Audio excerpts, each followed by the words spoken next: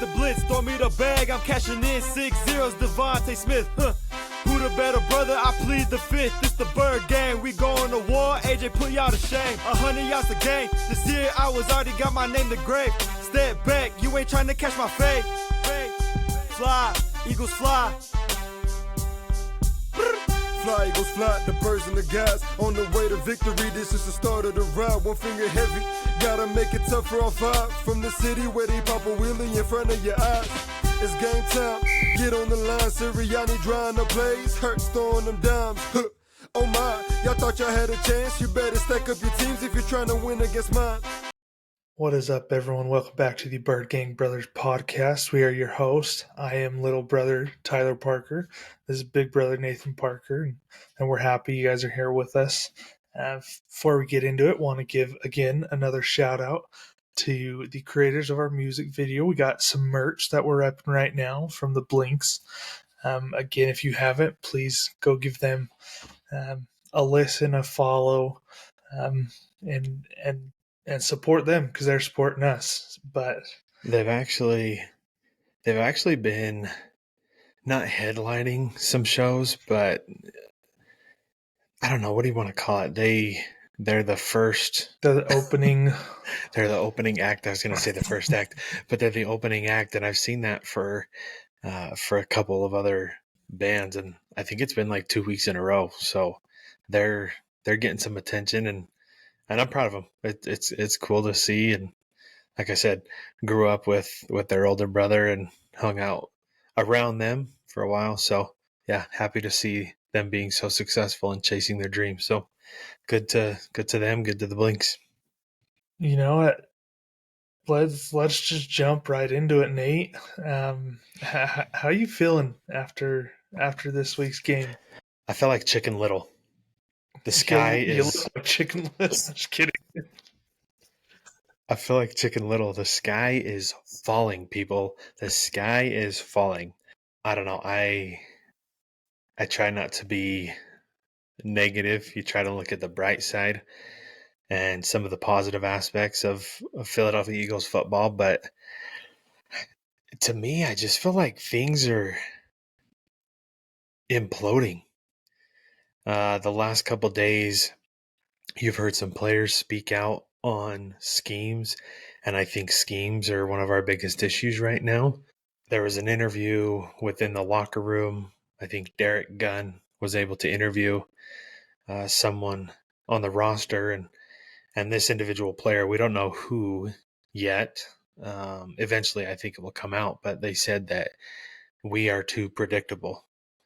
And you know, we can dive a little bit more into that, but to answer your question, I feel like Chicken Little. The sky's falling, and you know, it sucks to say we're 10-3. Just a couple weeks ago, we were one of the best teams in the NFL, and over these last 2 weeks against the Niners and the Cowboys, which didn't show up.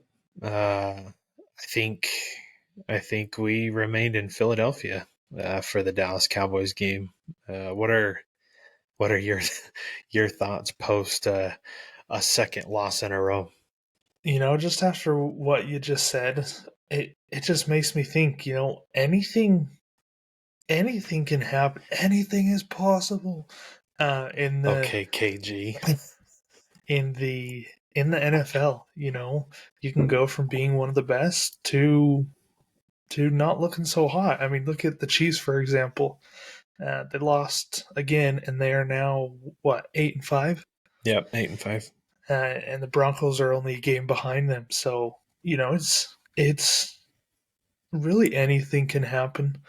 But I'm with you there. Like I'm not lost, but you know, I'm waiting for this, you know, blowout game, this awesome performance by everyone, and it just hasn't been there. And I mean, I don't think it's going to be there. In all honesty, I think we've, as fans, have denied the way that we look. We continuously hear from Jalen Hurts that we're not playing up to the standard, and us as fans, we think that that standard of play is coming soon or adjustments will be made. And 12 weeks in, and there hasn't been any changes. And I think this is just what we're going to have to live with going forward for the last 4 games of the regular season and into the postseason. I mean, we'll stay there. And what I mean by that is, I guess let's talk about coaching first. 2 years ago, Shane Steichen told Nick Sirianni to turn the play calling over to him. What's the worst that can happen? We're already losing or on a losing streak. We're gonna miss the playoffs. So that's when Nick Sirianni turned it over to Shane Steichen, and then we saw what he did going into last year, leading us to the Super Bowl. And so I'm kind of confused right now. I'm not going to lie. I don't know who is being the offensive coordinator. I don't know if it's Brian Johnson or I don't know if it's Nick Sirianni. We talked last recording about how this is Nick's offense and he passes the playbook down and Brian Johnson does what he will with it. But this dumpster fire that we've seen the last 2 weeks and the inability to score in the red zone, I don't know who it is. I don't know if it's Nick. I don't know if it's Brian Johnson. And again, the schemes are the issue, both offensively and defensively. And I just wonder if players aren't buying into the system anymore. And that's why there's frustration. Obviously, AJ Brown's going to be pissed off if we run a QB draw every other play. So, and then DeAndre Swift, I mean, his rushing attempts these last, I don't know, it feels like the last 4 or 5 games of the season they've gone down, but we're not creative. That's the one thing I heard from the media all today, and I totally agree. Philadelphia is not creative. They're dead last in pre-snap motion. And pre-snap motion is what keeps you on your toes. That's what the Niners use, and obviously that's they killed us 42-19. So No, one thing, when you brought up that the rushing game by Swift, there's not too many games that are popping out, that are catching my eye, this season. Of course, game 2 against Minnesota.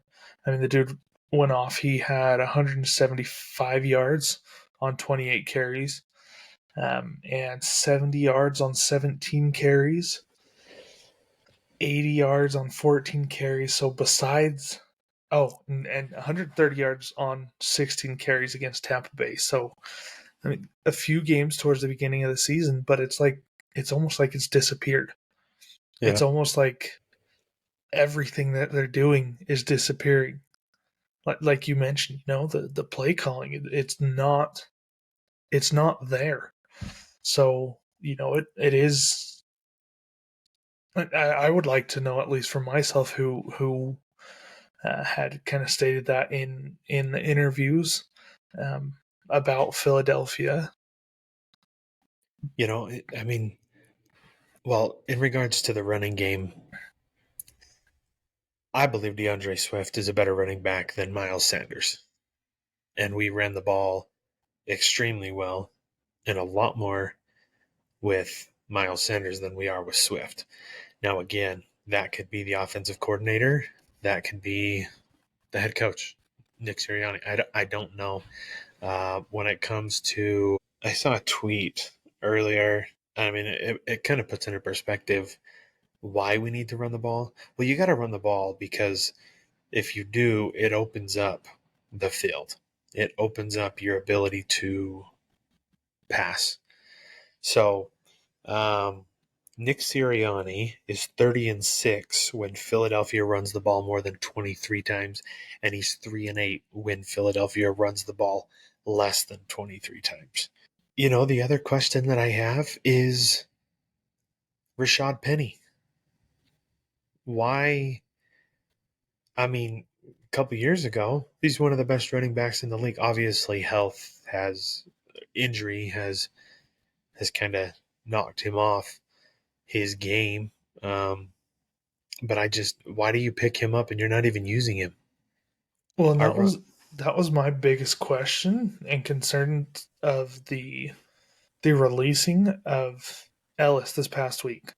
Like, why, when you have someone who takes a lot of snaps, why release him?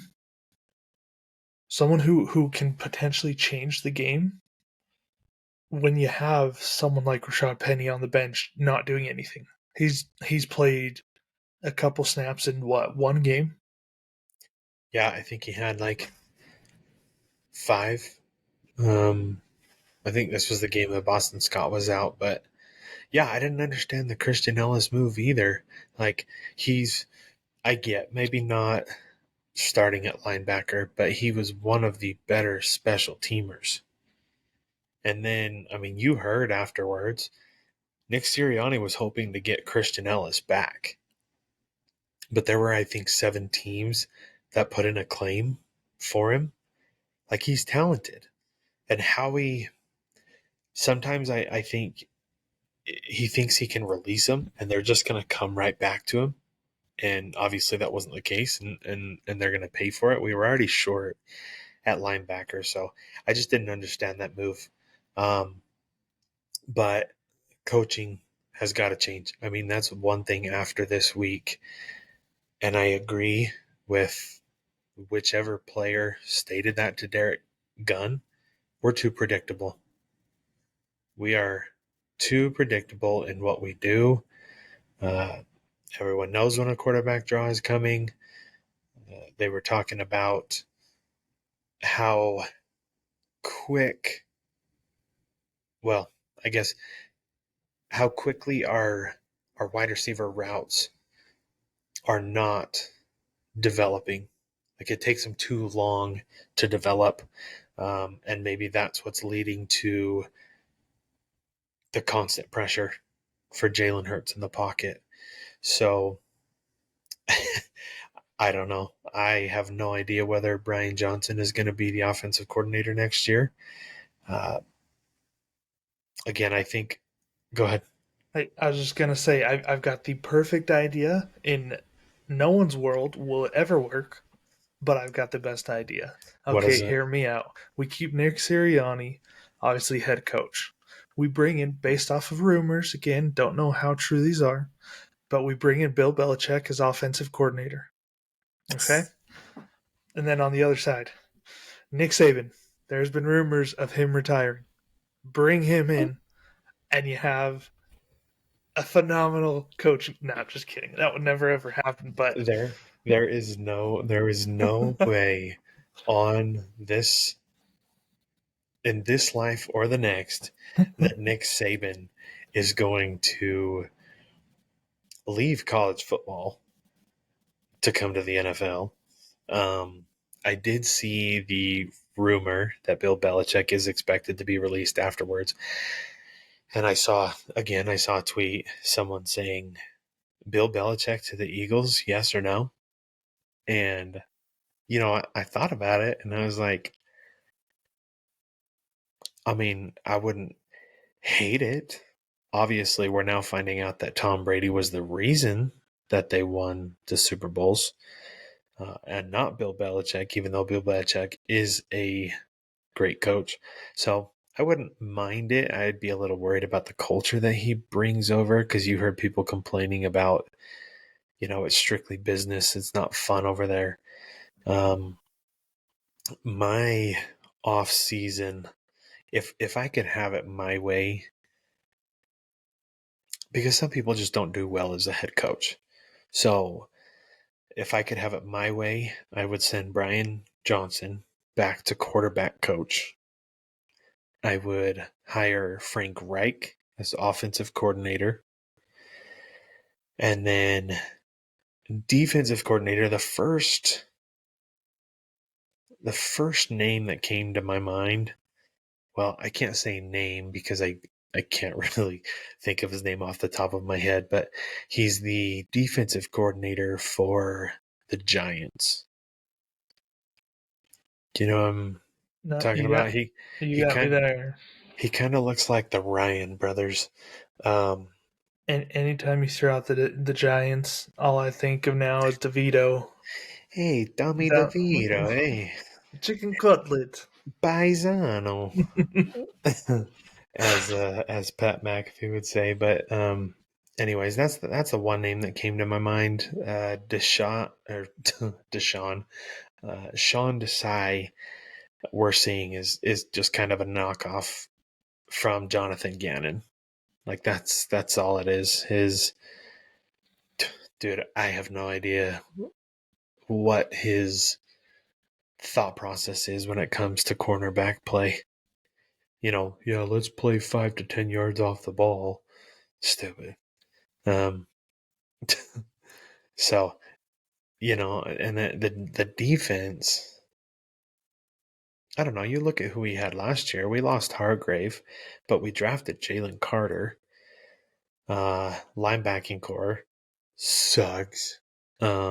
Please draft Jeremiah Trotter Jr. That's all I'm saying. That's all I'm going to hope for. Um, CJ Gardner Johnson was a bigger loss than I thought it would be. Um, so, anyways, the schemes are trash.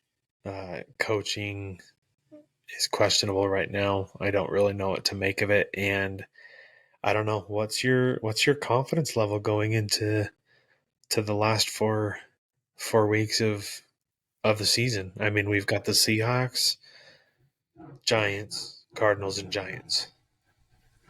I mean, it is nice to. I don't want to say anything's a cakewalk, everything's easy, but our opponents coming up, they're not the best of teams. Um, so my confidence is still there. Um, Out of ten, where are you at? I'm probably at about a 7.5. Like you look at our schedule, you look at Dallas. It's going to be a run until the end of it. That's how it always is every single year.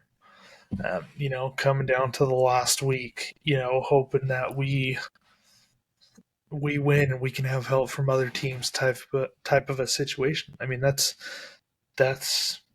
all I can really hope for. Um, but I don't know. I don't know what this team needs to flip the switch, to turn it around. Like Well, maybe me and you need to dress up and come on this podcast as trash cans, and like I don't know kind what of needs to happen, like our friend at the NovaCare complex. but like something's got to get going, and you think too with these teams, you gonna play Jalen Hurts, or are you gonna sit Hurts, keep him healthy for the playoffs, and play Marcus Mariota? Okay, David Carr, we are definitely not going to be doing that. If but if if Jalen Hurts has already played this much of the season on an injured knee, there's no way. There's no way he would sit. okay, all that I ask is if we have a good lead throughout the game, in the halfway through the third quarter into the fourth, that that Hurts sits out and we put in Mariota. I don't want to see him continue to play the entire game despite being up 15, 20, whatever, how much ever they're up by. Like, give him the rest. Like, help the team out, help the defense get off the field, and make it so he can get that rest, so he's not fighting for his life until the final whistle.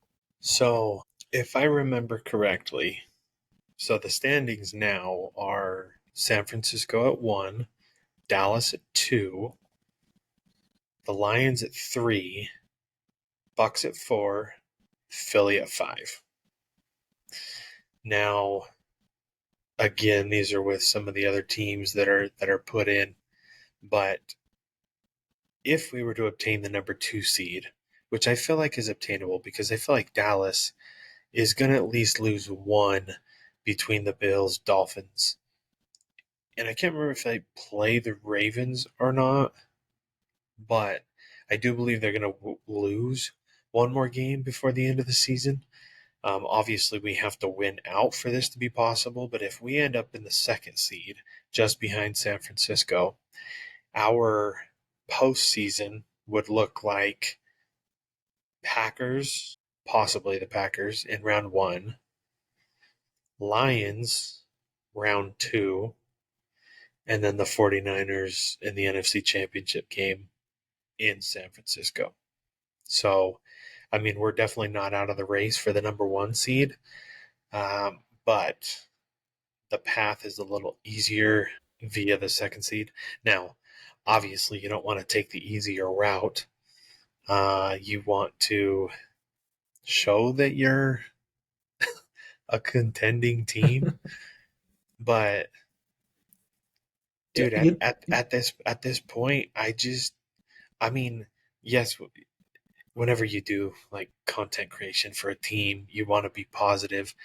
But I'm just being honest. I after the last two games, I it's a dumpster fire.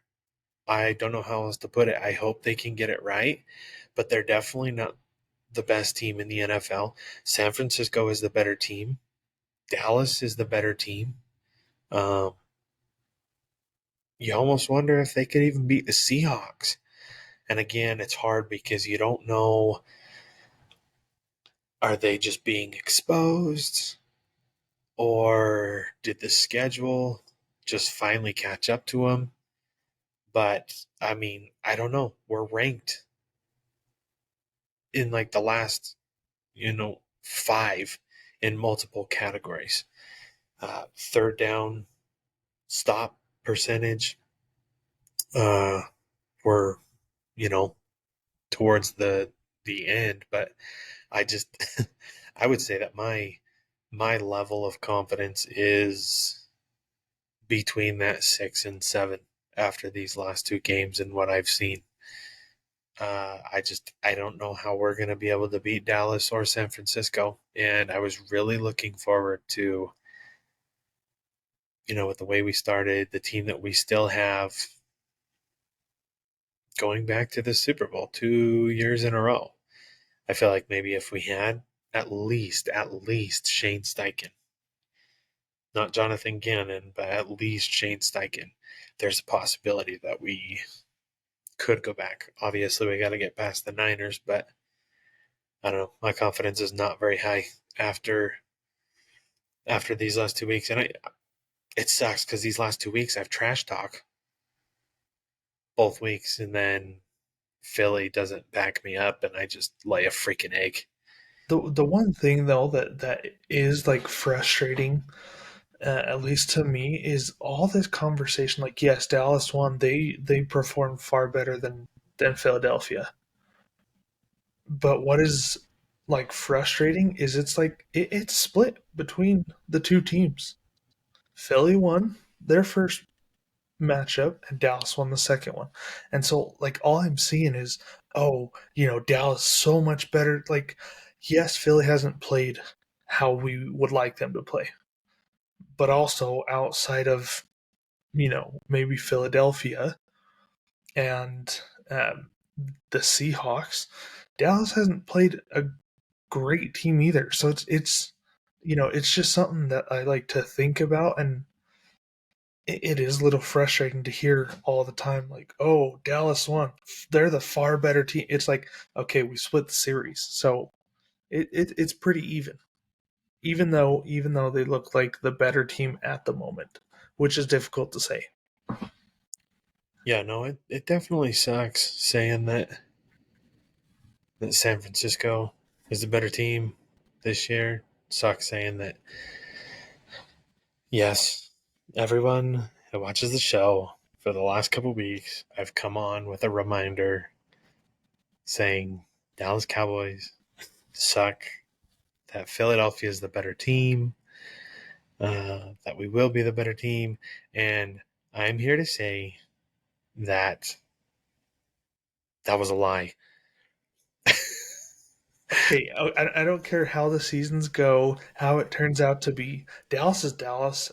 and they're always trash. They always suck. So Well, I don't care. okay, the part of that wasn't a lie is Dallas sucks and Dallas is trash. Like that will always be true. In regards to how good their football team, that's a different part of what I was saying. They just both of them look better than we do right now, and I'm not confident moving forward. And people are like, oh well, we're 10-3. The season's still in front of us. We control our own destiny, which it's true. But I feel like you're using that to try and hide the fact that our secondary is in the past, well, our defense in general in the past 2 games have given up 75 points. And Non-existent. They're not there. exactly. So, I mean, that's a concern when you're going up against the 49ers. We're not getting to the quarterback like we did last year. That's a concern. The offense, again, predictable. So I'm sorry if I'm not being like, oh, Philadelphia to the Super Bowl. Ba-da-da-da-da. Like, I'm not confident.